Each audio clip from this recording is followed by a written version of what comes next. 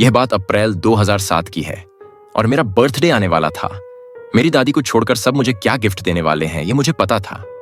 मेरी दादी हमेशा से काफी अजीब थी और किसी से बात नहीं करती थी, पर उससे मुझे कोई खास दिक्कत नहीं थी। उन्होंने मुझसे कहा कि वह मुझे एक किताब देगी, बस उन्होंने मुझे यह नहीं बताया कि वह कौन सी किताब होगी। जब मेरा बर्थडे आया तब मैं बहुत खुश था और सबके दिए गिफ्ट को खोल रहा था।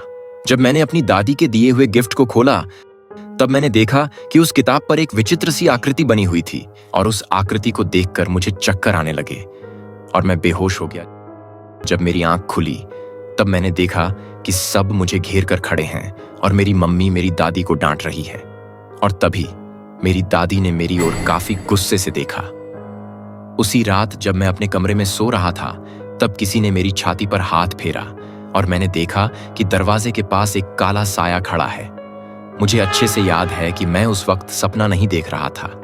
तभी वह काला साया अपनी लाल आंखों के साथ मेरी ओर बढ़ने लगा। तभी मुझे उसके काले दांत और सफेद आंखें दिखी और तभी मुझे समझ आया कि वह कोई और नहीं, मेरी दादी ही है। मैंने चिल्लाते हुए वहां से भागने की कोशिश की, लेकिन उन्होंने मेरा हाथ पकड़कर मुझे वापस खींच लिया। मुझे दिख रहा था कि उन्होंने अपने पिछली हाथ में कुछ पकड़ा हुआ है। मैंने तभी बगल वाली अलमारी से अपना एक खिलौना उठाकर उनकी तरफ फेंका और भागकर अपने माता पिता के कमरे में चला गया और मेरे माता पिता ने पुलिस को फोन किया। पुलिस आई और मेरी दादी को अरेस्ट करके ले जाने लगी। तभी मैंने देखा कि मेरी दादी के पिछले हाथ में एक बड़ा सा चाकू है। वह मुझे मार देना चाहती थी।